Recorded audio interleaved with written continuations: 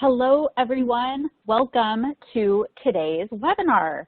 First, I just want to say stop looking for a video box because there isn't one today. We're going to give our cameras a break, so just settle in with your best casual wear while we take you through the next hour of the Wellbeing Disconnect. Employees want more from their employers. You know, I think it's safe to say that no matter what sector you work in, your employees are juggling new challenges every day, from stress to changes in the workplace to isolation. In fact, nearly 80% of employees say that this pandemic has had a negative impact on their well-being. So during today's webinar, we're going to share with you brand new research that's going to shed some light on what employees want or need to better manage their well-being. And again, this is all from the employee perspective. So let's get started. This is your first webinar with us. I just want to say welcome. My name is Julie Mallory, and I'm the events manager here at WebMD Health Services. Before we get started, just a few things that we need to cover. So we're going to go over a lot of information. And if there's something that you missed, don't worry about it. This deck and recording is going to show up in your inbox in the next few days, so you can always go back and listen or share it with your colleagues. And then in addition to that, we've also created 3 white papers that's going to accompany the recording. This is actually going to break down all of those survey results into easy to understand analytics. We're also going to have some time at the end of today's webinar for your questions. But if you have any questions that come up anytime during the webinar, just type it right there in the Q&A box right there on your home screen. We will answer questions at the end. If for some reason we do run out of time, we will follow up with you directly. And then finally, following today's webinar, there's going to be a survey that's going to pop up to share your feedback on the information that we shared with you today. It shouldn't take more than a minute to complete, and this information really helps us when creating future webinars, so we really hope that you guys will help us out by completing it. Okay, so let's meet today's speakers. So first we have with us Christine Muldoon. Christine is our Vice President of Marketing and Strategy here at WebMD Health Services, and she's responsible for the company's overall market strategy and execution. Additionally, she works with our clients and internal stakeholders to evaluate the market, leverage the voice of our customer, and evaluate partnership opportunities for the company's success. Oh, and I also forgot to mention that she's my boss, so I promise to be on my best behavior today.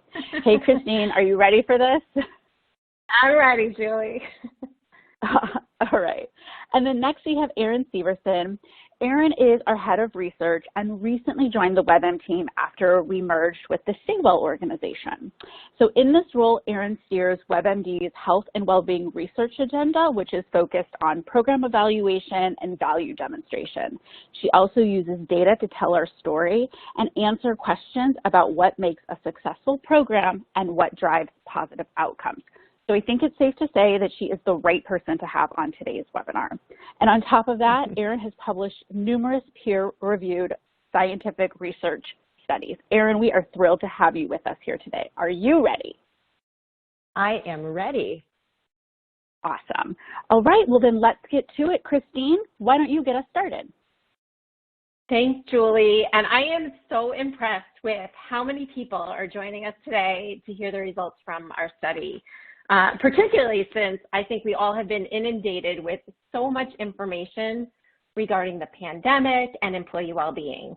But today, I think you're going to hear some really interesting findings that do present an opportunity to maybe improve employee well-being, potentially evolve programs to drive greater engagement, and hopefully help you rethink some of your strategies as we move forward into the new year.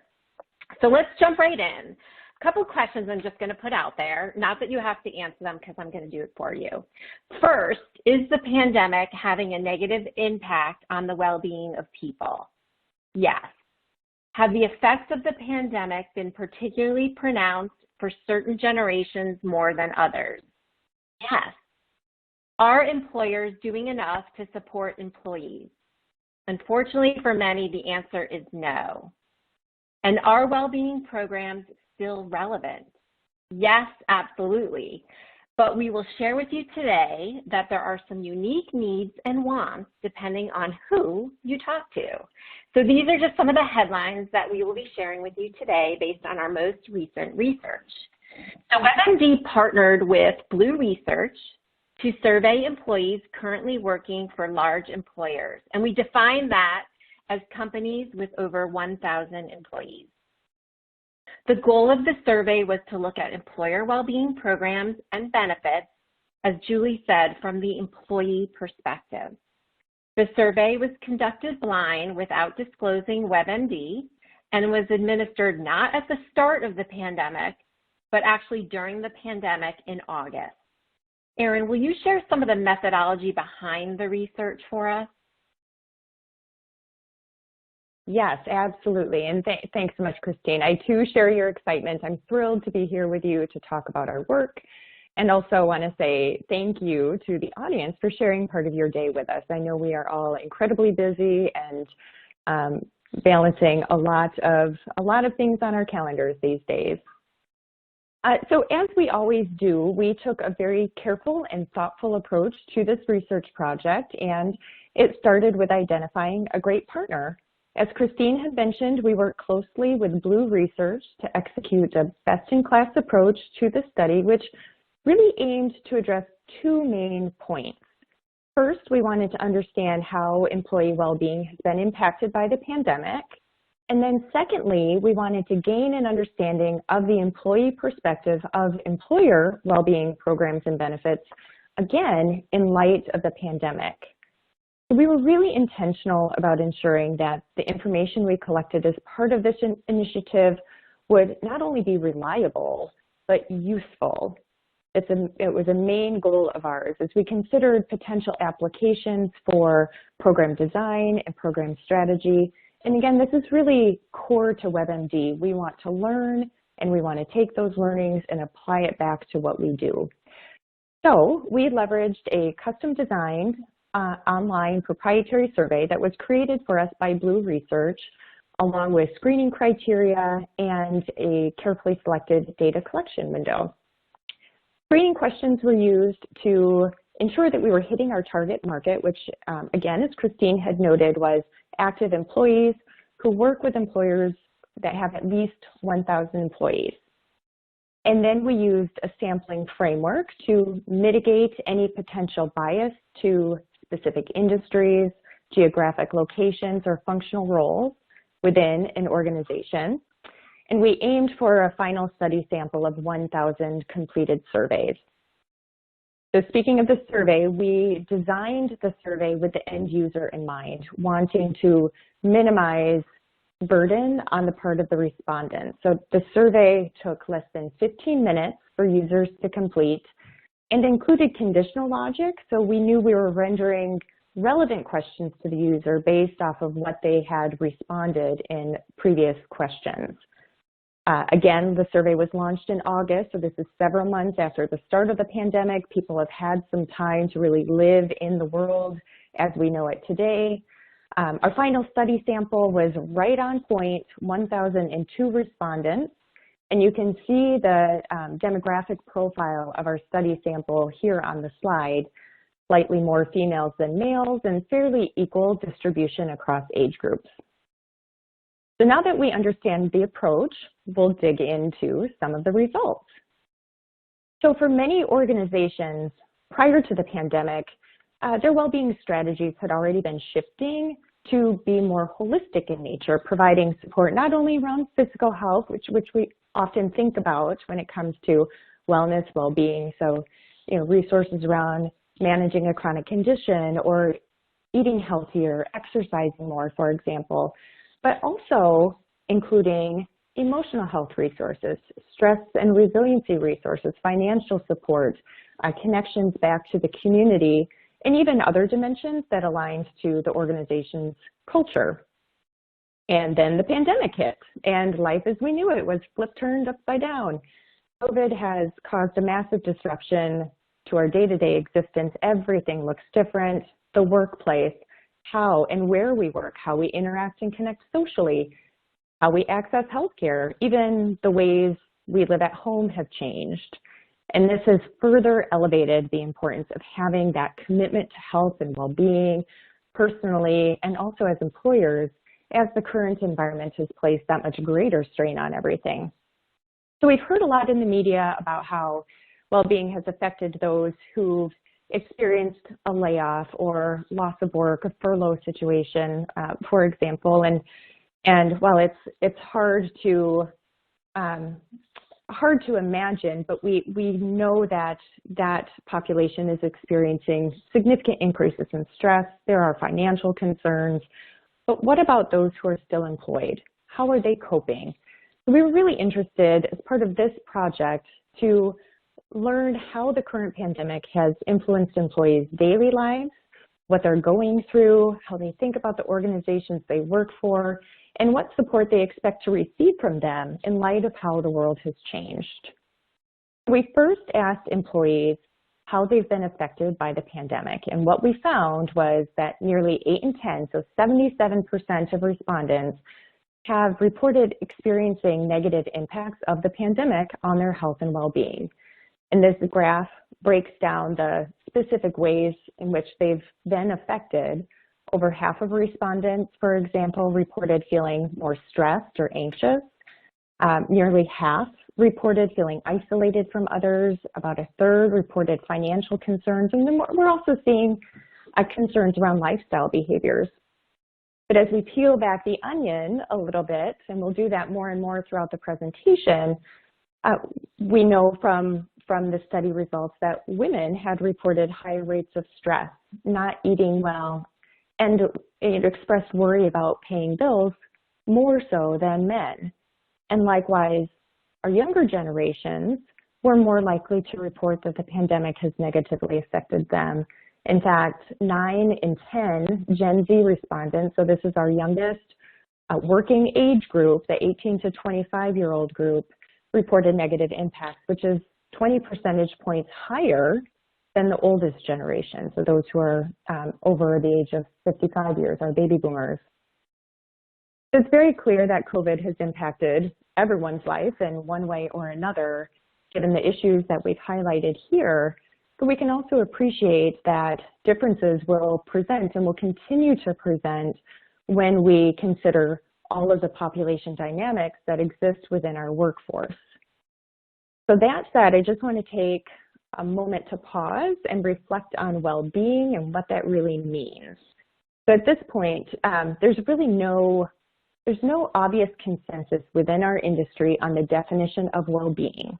It's been interpreted many different ways, it's applied many different ways, but what we know from existing research that there's enough to understand that well-being reflects not just your physical health, but how you feel, your emotions, your mood, how you function, your quality of life, how you perceive or judge your life. So think life satisfaction, for example. And based on that definition alone, any well-being strategy necessitates extending beyond physical health. And at WebMD, our behavior change strategy focuses on 5 different dimensions of well-being, of which physical health is one of them. But we look at elements of, and there is a good amount of overlap here, but mental and emotional health, social connectedness, clinical, and financial well-being. And again, the data here are telling us that the pandemic is impacting people across all five of these dimensions. And as time goes on, we would predict that many of these impacts will be long-lasting. This is not an overnight fix here. These are issues that we're going to have to continue to navigate and continue to support for the long term. And in some cases, these issues could be especially detrimental to the futures of certain populations. For example, there's really no question that the pandemic has profoundly altered certain industries, certain job types. There's a lot of data to show how the pandemic has impacted working parents. There's evidence to show that women have been hit particularly hard in terms of job security, increased responsibilities at home, and so on. But regardless of an individual's unique situation, one thing remains very clear is that as employers, we have a very special and unique opportunity to offer more support to the workforce. So what does this mean? We've been talking about well-being. Let's focus more holistically on well-being. Consider how we might shift the conversation and strategy away from focusing on physical health to broadening key aspects of well-being, and more so, how can we shift the focus to what's relevant right now? For example, employers are having to think well out of the box to address challenges that often come with remote work, such as social isolation, decreased connection to work, work-life balance, and actually among our survey respondents, 3 times as many reported working remotely compared to the pre-pandemic. So this is a very real challenge, and many are facing issues in navigating that new space. And while many of these issues that I described, social isolation, for example, are not new to this sort of work environment, they've definitely been intensified as a result of the pandemic. And then coming alongside, running almost parallel, is stress management resiliency programs.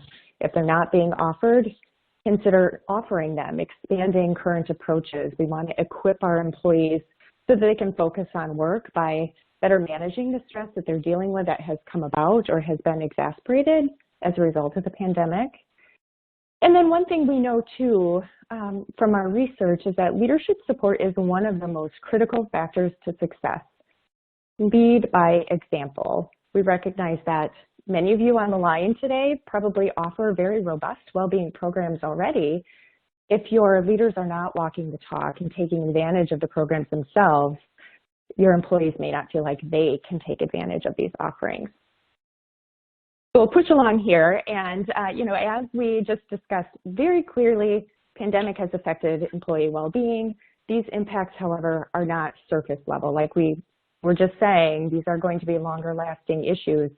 Almost half, 46% of respondents, reported the pandemic has had a negative impact to their health or that of their families, specifically in areas that tie back to social determinants of health as we generally think about them, like financial situations, earning opportunities, education, community support, safe environments, access to healthcare, and so on.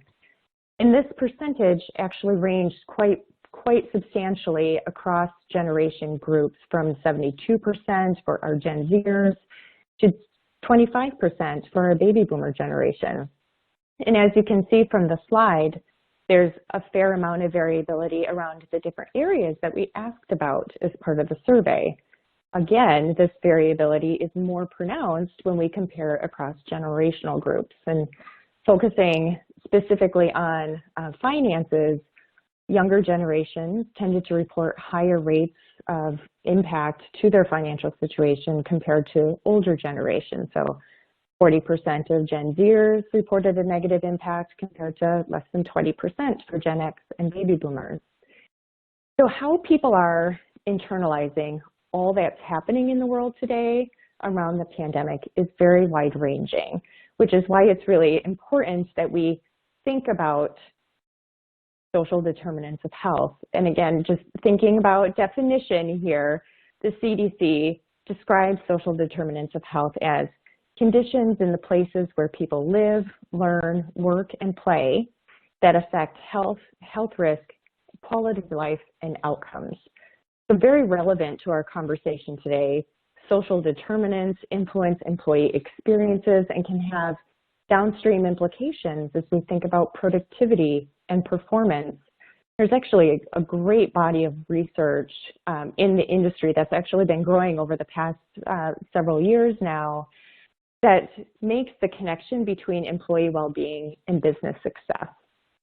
To improve employee well-being and foster sustained business performance, we know that it's important for employers not just to focus on individual behavior change, but also remember that well-being is generated, is sustained, and is even diminished in the communities where people live and based on the relationships that they have with others in their life. So in other words, well-being extends far beyond both the literal and I guess I would say figurative brick and mortar, given that so many of us are not in the workplace right now, and extends to employees' homes and the communities in which they live. So I'm going to pass it over to Christine now.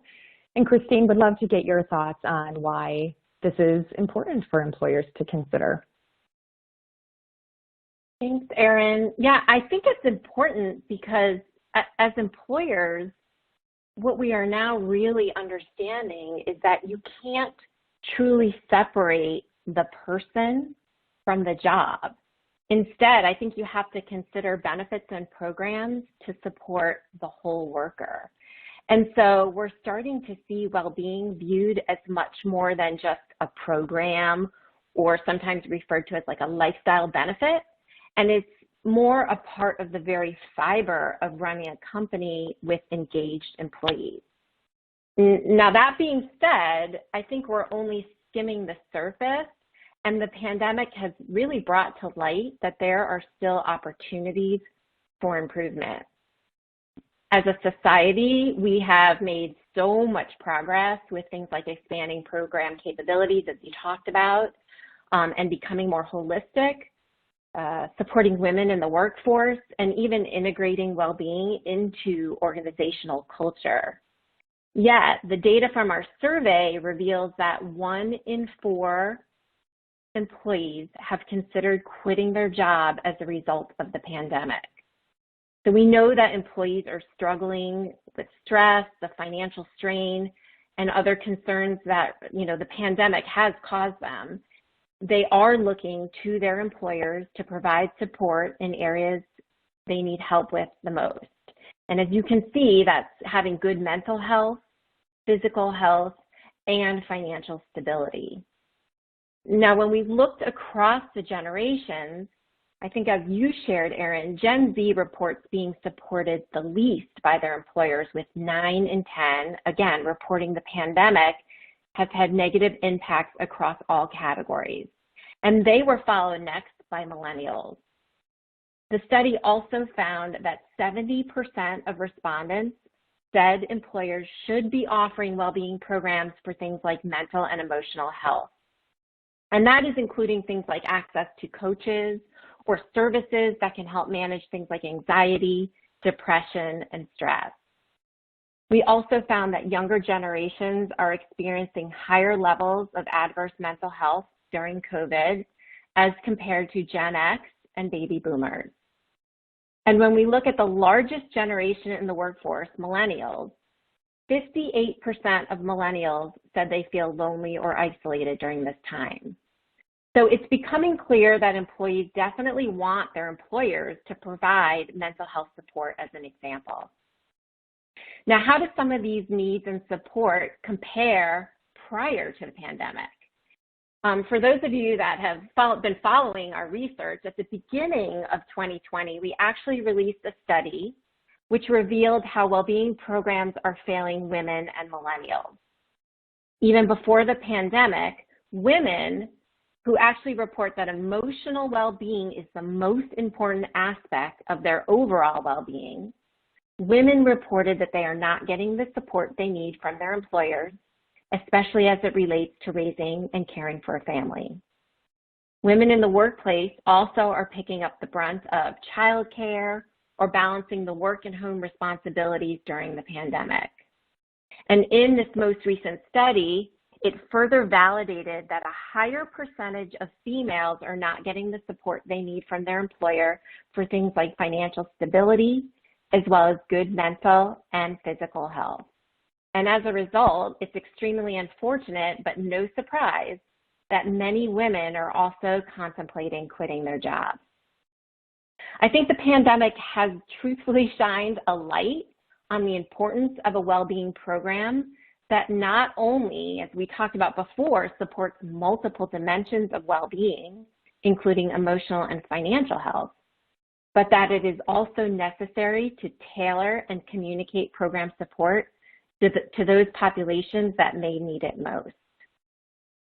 Now, maybe you're saying, no way, not our organization. We offer the best benefits ever. We offer ping pong tables, a coffee bar, dog-friendly and workplace, maybe free lunches. And yes, all of these benefits are fun, But the question is, are they really what employees want now? And it does depend on who you speak to. So this study validated that in order to continue attracting and retaining talent, it is important to offer robust programs, but some benefits may not necessarily be what you would expect. So now, knowing that most employees feel that their employer should play a role in improving their health, we also wanted to look at some employer programs that may not be what you would typically expect to see. And this is what we're calling non-traditional programs. And there are 8 programs that we tested. The first is mental and emotional health, and we define this as programs or services that can help employees manage symptoms of anxiety, depression, stress, as well as potentially help focus attention on things like mindfulness, meditation, and gratitude. The second is caregiver support, which we defined as really covering benefits for individuals who are caring for maybe an aging parent or a child, or even both. The third was pain medication addiction, which was defined as online or phone access to support for addiction pain medications such as opioids through a variety of approaches, including educational content, as well as potentially coaching. The next one was relationship and sexual health, which was defined as really helping employees and couples of all types improve their relationships and sexual health. Next was LGBTQ resources, and this was defined as tools such as maybe support groups, educational content, etc., to help support employees dealing with challenges such as questioning their sexuality, coming out at work, exploring gender reassignment, parenting a gay youth, etc. Then we also looked at at-home fitness, and this was a combination of, because of the pandemic, offering employees reimbursement on in-home fitness equipment or offering access to things like on-demand and live streaming exercises. Now remember, when we conducted this survey, it was August, so it was well during the pandemic. So we certainly recognize that some of the results may play a role in the importance of this one, with most working from home and really not having access to potentially on-site gym benefits that you may currently offer. Next was social connectedness, which we defined as giving employees the opportunity and the ability to host or participate in virtual social events with coworkers and friends and others with similar interests. And then the last one was fertility and family planning. And this was a program or capability to help employees who are trying to start a family, but maybe they're having trouble doing so, may provide help in finding the right doctor for them or helping them understand their options and providing emotional support. So those were the 8 programs we looked at as part of the study. And what we found was across all generations, employees do think employers should offer programs that support them in many different aspects, including those that would impact or be important in their personal lives. So mental health leads, with 7 in 10 people responding that employers should offer a mental and emotional health program, while over half across all generations also think caregiver support should be provided. Now, both of these have been big topics for employees as they have really looked for employers to support them during these challenging times. So this is one area that if you are not considering it, you should look at expanding access maybe beyond your EAP services to include other mental and emotional health benefits and modalities, as well as such as virtual coaching or counseling. This is also one of my top trends that I also think will be gaining ground in 2021. So in addition to having access to our blog regarding this study on your screen there, you can also go to our website and pull up my most recent blog on our 2021 trends, part 1. Our research also found that nearly half reported that employers should offer support for pain medication addiction. Now remember, we define this as online or phone access to support for addiction to pain medications such as opioids, through a variety of approaches, including educational content and coaching. We know that substance abuse, such as opioids, combine that with high levels of stress and mental health challenges. These were all a huge concern before the pandemic. And in fact, in July, more than 40 states had reported increases in their opioid-related death rates. Now each of these are essentially, I would say, feeding off of each other and are impacting so many employees that we don't even realize it. So this is one of those programs that was, really surprising to us, and the amount of people that believe employers should offer this type of program. We also found that 44% believe companies should offer programs that support relationship and sexual health.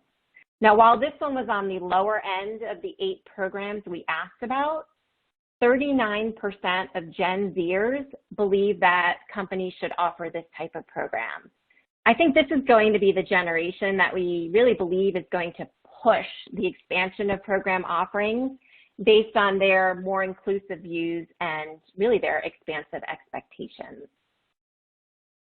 Now, about 4 in 10 also reported that employers should offer LGBTQ resources, at-home fitness, as well as social connectedness programs. If we think about social norms, perhaps many people do believe that certain programs such as LGBTQ resources should be offered as more of an equitable expectation.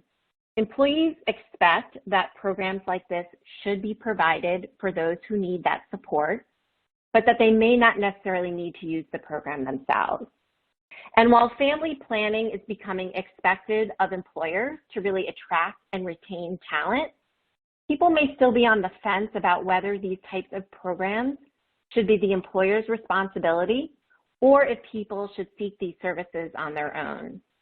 And as the study showed, only 36% of respondents were interested in fertility and family planning. Now, not a small number, but the lowest in the study. The interest in many of these areas, I think, reflects the consistent evolution in well-being programs and benefits that we're seeing and we're going to see in the years to come.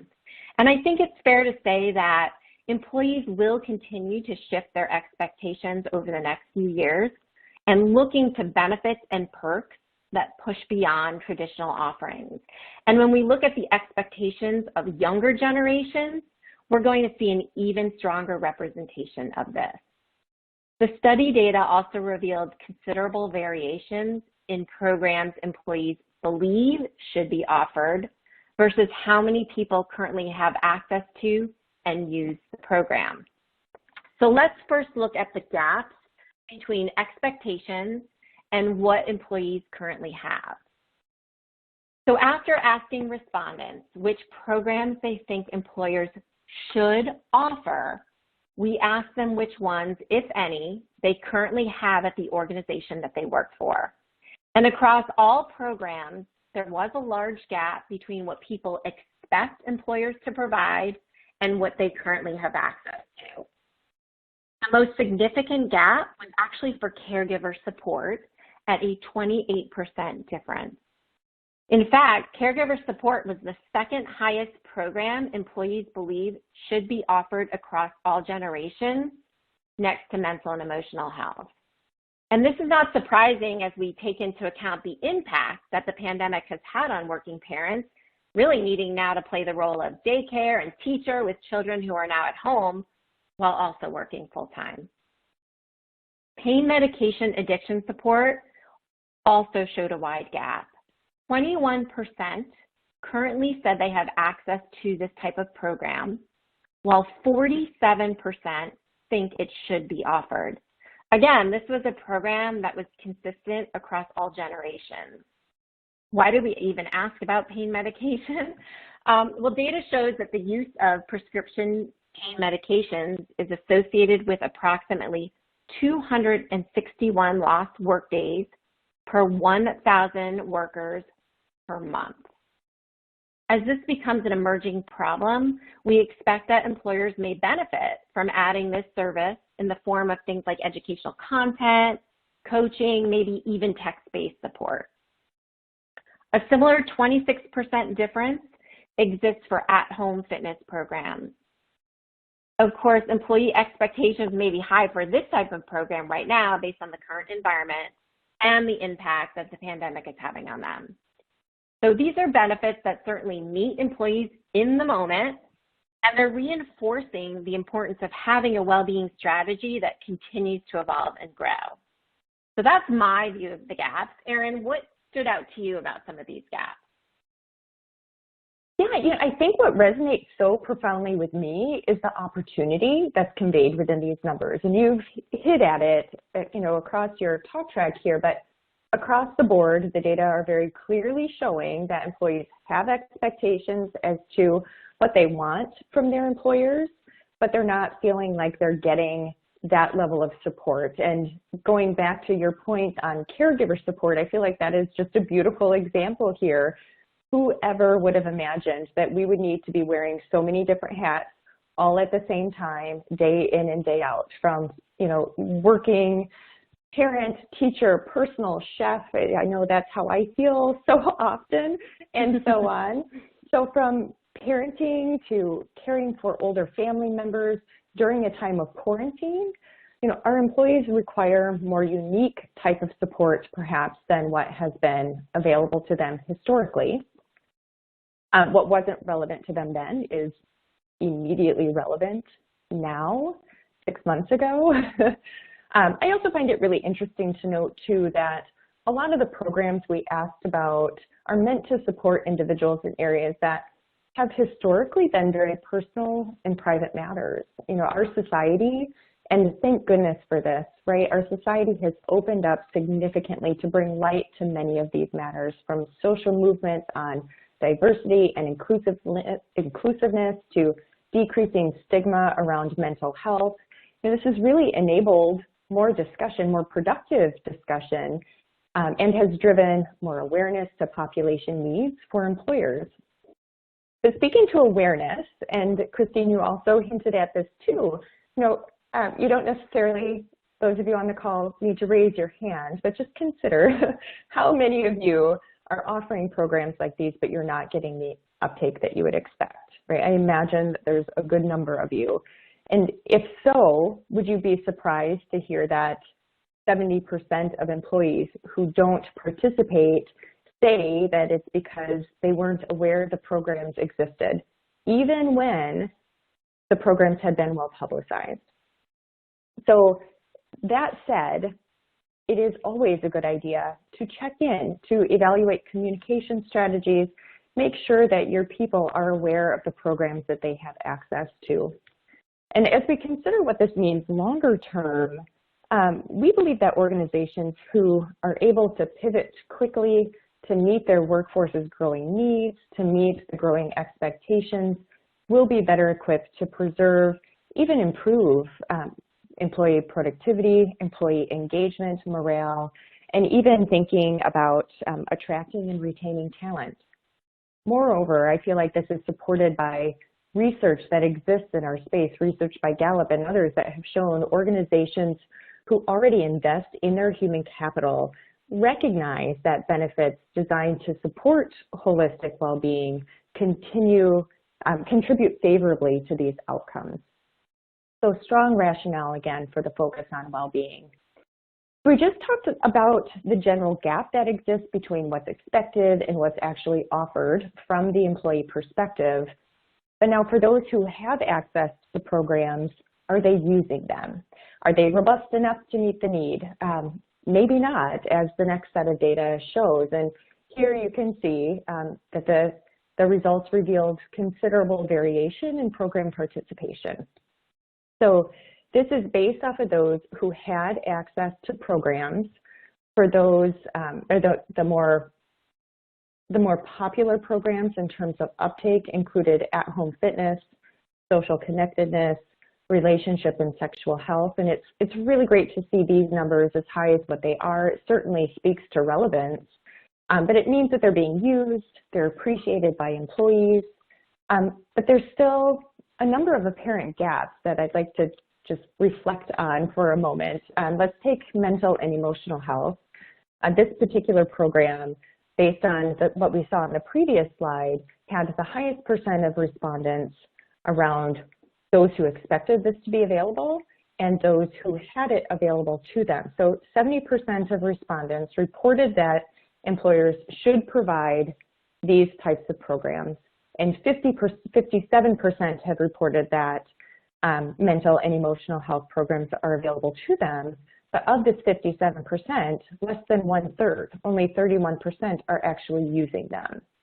And then taking social connectedness as another example, here we had 40% of respondents say that employers should provide these programs, 24% reported having access to them, and then of that group, we had over 60% say that they were using them. So the question that I have is, why is there such a disconnect? And I don't think that there's any one answer that's going to hit the mark for us. So as we ponder through this question, I first come back to the notion of awareness. People can't use the programs if they don't know if they exist, but then there's also the idea that they may know they exist, they have no idea how to access them or where to go to access them. So again, I think it speaks to the opportunity for more outreach and more awareness building efforts. We talked earlier about the importance of leadership support and walking the talk. I think that's a very relevant, salient point here to consider. Now, other employees may expect their employers to offer specific programs that they can use in the future, but they may not necessarily need access to them just yet. So they may have the expectation, they may know that they're available, they're not using them because they're not relevant right now. Caregiver support is one example. So it may become more relevant as we have a workforce with aging parents, or for employers, for employees who may be looking to start a family. They may eventually want access to fertility or family planning benefits and more flexibility from their employer.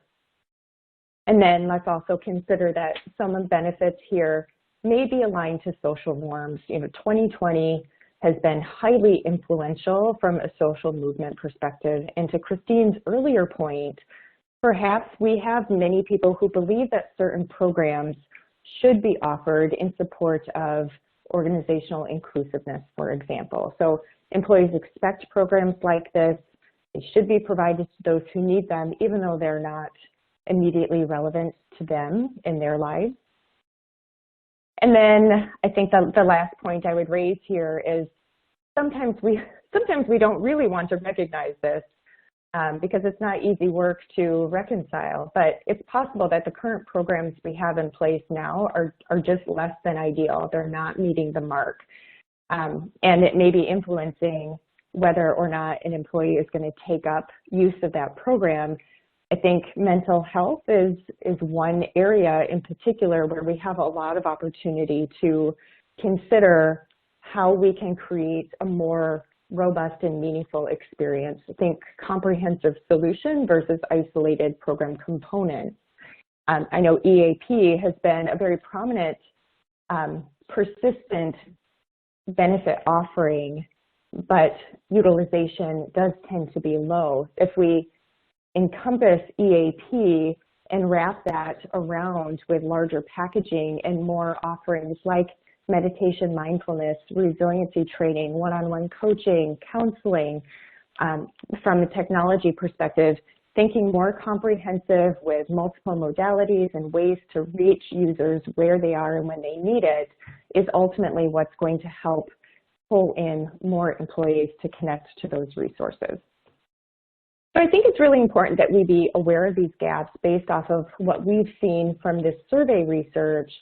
But if there's one thing we know, it's that each organization has unique qualities to consider as it relates to their population, their geographic footprint, their organization's culture.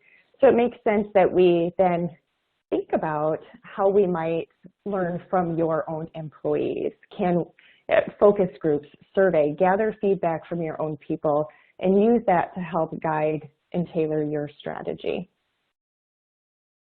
I'm going to pass it back over to Christine now to provide a different lens of the survey results and share insights based on the generational groups.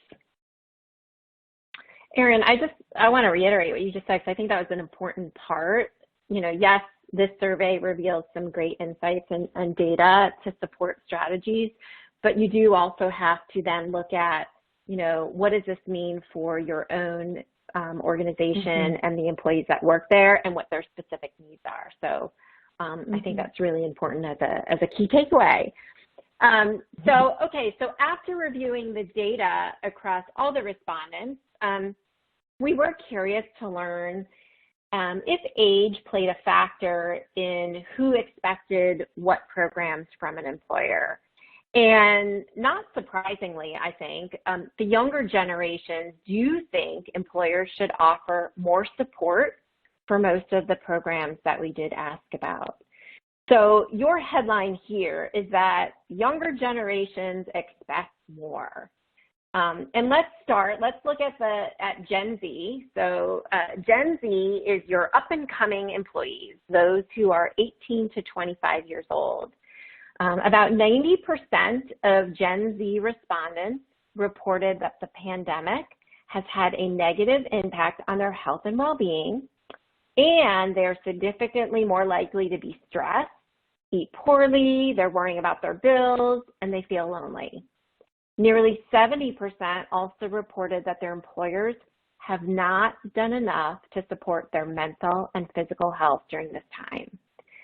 So what this means is if you have a younger employee population and you're looking to maybe retain this generation as part of your recruiting, then it's critical to address their needs with programs to support things like mental health, financial wellness, physical activity, which at this moment can also include at-home fitness, as well as social connectedness, all in the short term.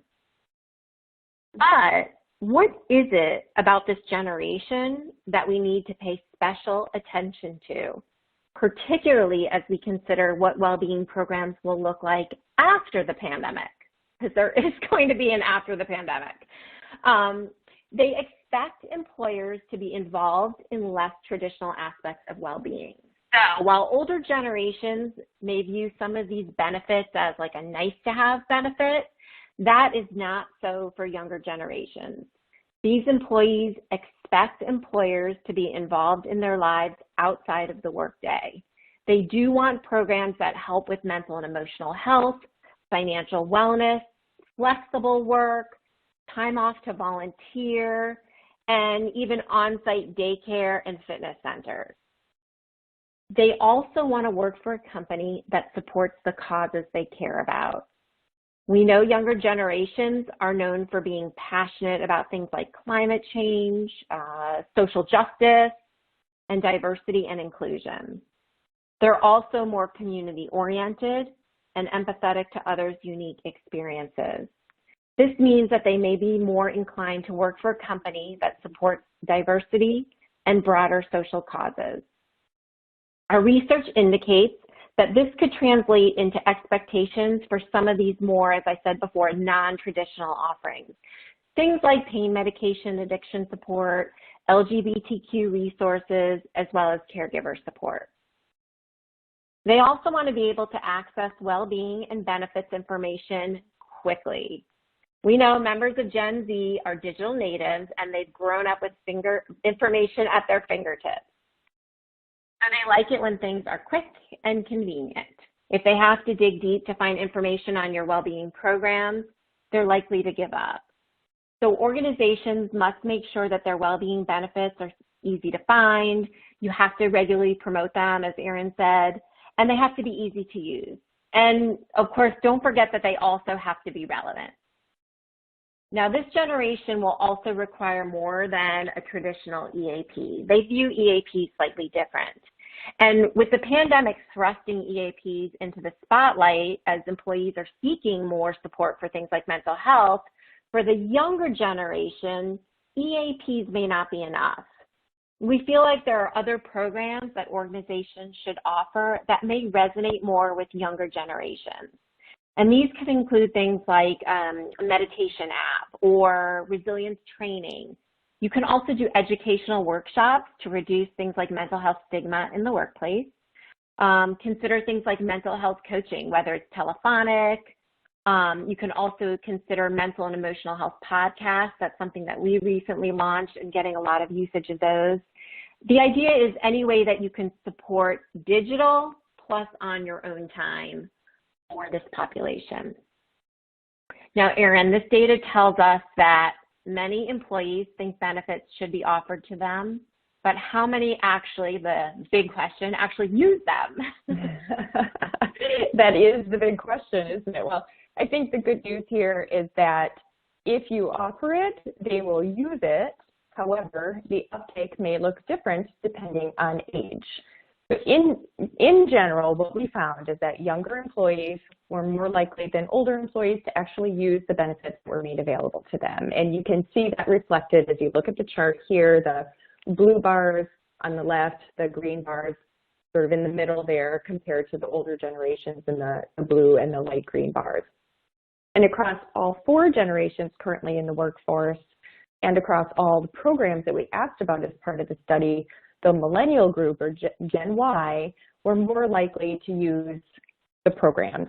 And as you can see, there's a good amount of variation by generation group, by program, and this really makes excellent sense when you consider relevancy of some of these programs in stage of life. You know, there were fewer differences across the program areas of at-home fitness and social connectedness, and I think this really speaks to relevancy given current environment. So distilling this all, what does this mean? Now the results that we've shared support our best practice recommendation for offering employees a comprehensive, holistic well-being program that supports them in the many different aspects of their lives, their personal life, their work life, because they have completely collided at this point. Understanding that we have a dynamic and diverse workforce with needs that will ebb and flow depending on stage of life will help to foster richer and meaningful connections to the right solutions for the right people at the right times. Christine, if you want to share some of our final thoughts. Yeah, thanks, Erin. We shared so much today. And of course, we focused a bit more on the younger generation, but we do have lots more to share. So as Julie mentioned earlier, we broke the results out into 3 mini white papers, which all of you will have access to following the webinar. So I want to talk just quickly about some key takeaways. And one thing I want to point out, if you didn't already know this, is we now have 4 generations in the workforce at the same time, which means well-being programs have not only had to pivot as a result of the pandemic, but will also have to adapt to meet the needs of these very different groups. In particular, as we shared, Gen Z enters the workforce. We're learning that their needs are unique and may go beyond what many well-being programs currently provide. About 75% of Gen Z college students are going to graduate with student loan debt, so they are extremely likely to take advantage of benefits around student loan repayment programs, as well as other financial wellness education. And when it comes to caregiving, this generation firsthand has witnessed their Gen X, sandwich generation parents, simultaneously caring for children and aging parents. So it's no surprise that 64% of Gen Z respondents in our study indicated that employers should offer caregiving benefits, and they will probably use them when the time comes for them to need these programs too. Organizations that are looking to attract and retain younger employees need to incorporate an expanded view of well-being. 52% of millennials that have access to mental health services by their employers are using it. Digital health and well-being solutions are not going to go away, and they're going to be an essential benefit for all of your employees. And we did not forget about baby boomers. This is certainly a generation that will leverage things like financial wellness, and they do want to focus on their physical health, but they just may not be as attracted to some of these non-traditional offerings. They just may not have a need for them. So at the end of the day, designing a well-being program for multi-generational workplaces matters, and evolving your strategy is essential. Why do you all provide well-being programs and benefits to your employees? It's because the health and well-being of your employees does matter. And in many cases, you do have the tool set. You may just need to raise the bar or pivot to focus on all the people you are empowering to ensure that you do have the right solutions. And at WebMD, we have really long maintained that a one-size-fits-all approach to well-being doesn't work, and it's important now more than ever to adapt programs for an increasingly diverse workforce. So in summary, employees want their employers to provide support for mental health, physical health, emotional health, and many are looking for support in non-traditional ways as well. So knowing this can provide really new and meaningful ways to keep employees' well-being relevant. And lastly, well-being is not a one-time strategy. So look to continue to adapt to the well-being needs of this changing workforce. And note, you may need to pay attention to what's happening to employees outside of the workplace. We all know 2020 was disruptive. We are tagging this as the year to pivot programs and be flexible to continue to support employees as we move into 2021. But we have learned from the data that well-being does matter. So thank you all for joining us as we share these research insights. And Julie, I'm going to pass it back to you for some questions. Erin and Christine, thank you guys so much. And to all of our participants, thank you for all of your questions. I think we're going to need like another hour to answer all these questions, so we're only going to scratch the surface. We will be following up with you directly, though, if we don't have time, which we're not going to have time to get to all of the questions. So we will follow up with you directly. The first question I'm going to take, and I feel excited because I never get to answer a question, where can I get a copy of these slides? We are going to send a recording, and all of these slides is going to show up in your inbox in the next few days. So you'll have access to the recording again, all the slides, as well as 3 white papers that break down the survey, and they're actually really beautifully produced, and they've got great imagery on them, and so they'll be easy to understand and lay out more details than we did not go into today. So there's my answer. The first one is for Christine, and I'm going to combine a bunch of them together. Can you define caregiving support?